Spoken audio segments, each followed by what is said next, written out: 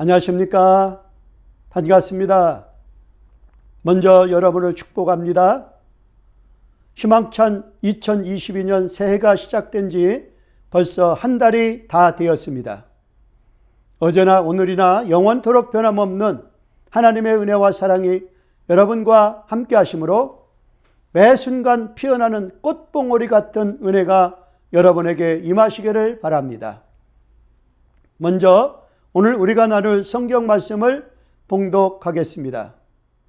오늘 말씀은 히브리서 13장 1절의 말씀입니다. 형제 사랑하기를 계속하고 손대접하기를 잊지 말라. 이로써 부지 중에 천사들을 대접한 이들이 있었느니라. 아멘.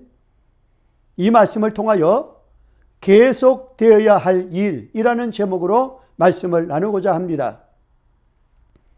히브리서의 마지막 세 장은 믿음과 소망과 사랑에 대해서 권면하고 있습니다. 히브리서 11장에서 우리는 세상이 감당하지 못하는 믿음을 권면합니다.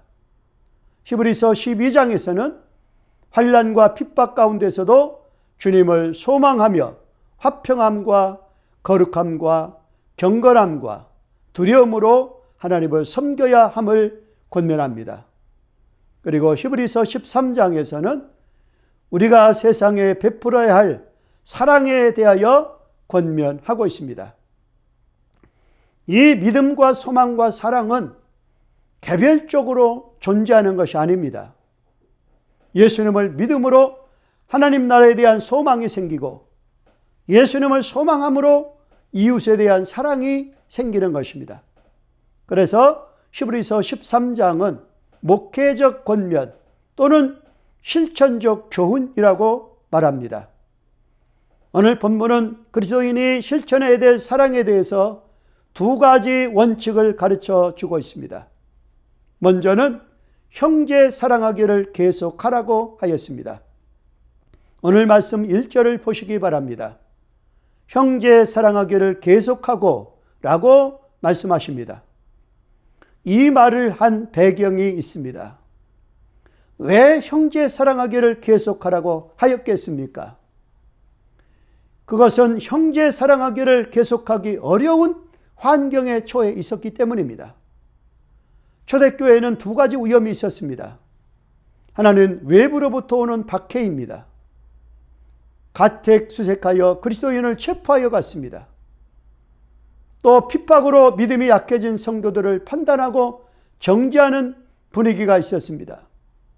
신앙을 순수하게 지켜나가는 것은 좋은 일입니다. 하지만 그것 때문에 교만해져서 악한 자를, 약한 자를 가혹하게 대하는 것은 잘못인 것이죠. 사람들은 환경이 어려워지면 남을 생각할 마음의 여유가 없습니다. 그래서 자기중심적이 되어서 모든 것을 이기적으로 생각을 합니다. 그래서 형제에게 무관심해집니다. 형제 사랑이 식어지고 교회가 삭막한 세상처럼 되기 쉽습니다. 이 편지를 받는 수신자들이 바로 그런 환경에 처하여 있었습니다. 그래서 히브리 저자는 마지막으로 그들을 향하여 형제 사랑하기를 계속하라고 권면합니다. 우리가 왜 믿음의 형제들을 사랑해야 되겠습니까? 요한일서 3장 16절에 사도 요한은 말했습니다. 그가 우리를 위하여 목숨을 버리셨으니 우리가 이로써 사랑을 알고 우리 형제들을 위하여 목숨을 버리는 것이 마땅하니라 라고 말씀하십니다. 우리의 사랑은 세속적인 사랑이나 육신의 쾌락을 쫓는 저질적인 사랑이 아닙니다. 예수 그리스도의 핏부림을 덧입은 자들의 거룩한 사랑입니다. 이 사랑은 변함이 없는 사랑입니다. 영원한 사랑입니다.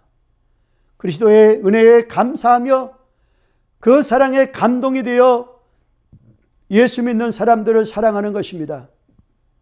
주님은 요한복음 13장 35절에서 이렇게 말씀하셨습니다. 너희가 서로 사랑하면 이로써 모든 사람이 너희가 내 제자인 줄 알리라 라고 말씀하셨습니다. 그리스도인의 참된 표식은 무엇입니까? 한마디로 말하면 형제를 사랑하는 것입니다. 그 아무리 위대한 믿음이 있고 성경 지식이 많이 있다 하더라도 사랑이 없으면 그것은 울리는 굴이나 꽹과리와 같습니다. 교회는 서로 사랑하는 제자들의 공동체입니다. 서로 사랑을 실천하는 공동체가 될 때에 모든 사람들이 저 사람들은 진짜 예수님의 제자들이라고 생각한다는 것입니다. 그러면 불신자들이 부러워하고 그 모임 안에 들어오고 싶어 합니다. 그래서 전도가 되는 것입니다. 오늘날 기독교가 세상 사람들로부터 비난의 대상이 되는 것은 바로 사랑이 식어졌기 때문입니다. 어떤 명분과 이유로든지 사랑이 없이 판단하고 정죄하고 미워하면 안 됩니다. 그것은 하나님의 방법이 아닙니다. 모든 문제 해결의 열쇠는 사랑입니다. 그러므로 사랑으로 모든 문제를 해결해야 됩니다. 특히 핍박이 있고 믿음이 약해져서 시험이 드는 사람들이 많아질수록 더욱 형제 사랑하기를 계속하여야 합니다. 그리하면 하나님께서 문제를 해결해 주시고 영광을 받으실 것입니다. 다음으로는 형제 사랑에서 더 나아가서 손님 대접하기를 잊지 말라고 하였습니다. 2절 말씀을 보시면 손님 대접하기를 잊지 말라. 이로써 부지 중에 천사들을 대접한 이들이 있었느니라 라고 말씀하십니다. 초대교회 성도들은 손님 대접하는 것은 큰 특권이요 영광으로 여겼습니다.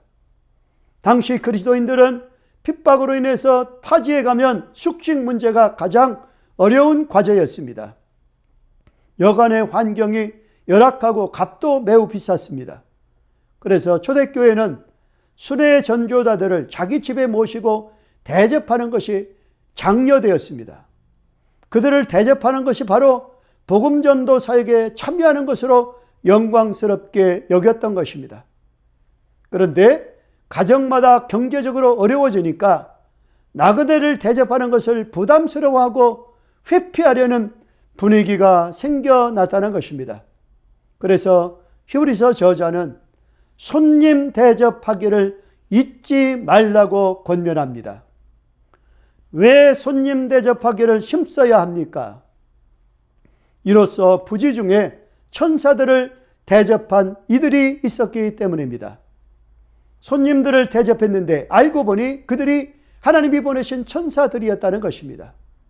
이는 아브람과 롯이 손님들을 자기 집에 초대하여 대접했는데 그들이 하나님이 보내신 천사였다는 것입니다. 그래서 아브람은 그 천사로부터 1년 후에 사라가 아들을 낳을 것이라는 언약의 말을 들었습니다. 롯은 천사로부터 소돔과 고모라가 불심판을 받을 것이라고 경고를 받았습니다. 천사들의 손에 이끌림을 받아 구원을 얻었습니다. 손님을 대접하려면 어떻게 해야 하겠습니까? 형제 사랑은 말과 혀로만 하는 것이 아닙니다. 구체적인 희생이 필요합니다. 손님을 대접하는 일은 이론으로 되는 것이 아닙니다. 구체적으로 많은 시간을 할애해야 합니다. 또 물질을 들여야 합니다. 정성을 쏟아야 합니다. 이를 통하여 우리의 사랑이 표현되고 우리의 진심이 표현되는 것입니다. 보이는 형제를 사랑하지 않는 자가 보이지 않는 하나님을 사랑할 수 없습니다. 히브리서 저자를 통하여 주시는 우리가 주님으로 오실 때까지 계속되어야 하는 권면의 말씀, 먼저는 형제 사랑하기를 계속하라고 말하고 있습니다. 그리스도인이 서로 사랑하면 이는 다른 사람에게 우리가 그리스도인임을 알리는 것입니다. 요즘 세상 사람들이 가장 갈급해하는 것이 사랑입니다. 어렵고 힘들 때일수록 우리 그리스도인들이 서로 사랑해야 하는 것입니다. 그리고 또한 손님 대접하기를 힘쓰라고 말하고 있습니다. 주님께서는 나그네를 대접하는 것을 자기를 대접하는 것으로 생각하신다고 말씀하십니다. 어려운 처지에 있는 성도들을 같은 입장에서 이해하고 서로 도우라는 말씀입니다. 그것이 하나님께서 우리에게 원하시는 것입니다. 하나님께서는 우리들을 버리지 아니하시고 떠나지 아니하시겠다고 약속하셨습니다. 여러분의 삶이 하나님의 이 약속을 신뢰하는 삶이 되시기를 소망합니다. 자, 이제 적용하겠습니다. 첫째로 히브리서 저자가 어려운 환경에서 계속적으로 실천할 두 가지 권면은 무엇입니까? 그것은 형제 사랑하기와 손님 대접하기를 계속하라고 하였습니다. 다음 두 번째, 어려운 환경에서 형제 사랑을 권면한 이유가 무엇입니까? 그것은 환경이 어려워지면 자기중심적이어서 형제에게 무관심해지고 남을 생각할 마음의 여유가 없기 때문입니다. 다음 세 번째로 초대교회 성도들이 특권이며 영광스럽게 여겼던 덕목이 무엇입니까? 그것은 손님 대접하는 것을 복음전도 사역에 참여하는 것으로 영광스럽게 여겼습니다. 감사합니다. 기도드리겠습니다. 하나님 아버지, 우리를 하나님의 자녀 삼아주심을 감사합니다. 죄에서 구원하심을 감사합니다. 하나님의 거룩한 뜻을 이 시간 기억합니다. 그것은 언제까지나 중단하지 말고 계속되어야 될 히브리서의 권면을 오늘 우리에게 주시는 말씀으로 듣습니다. 형제 사랑하기를 계속하고 손님 대접하기를 계속하는 그리스도인이 될 수 있도록 인도하여 주옵소서. 예수님의 이름으로 기도드리옵나이다. 아멘.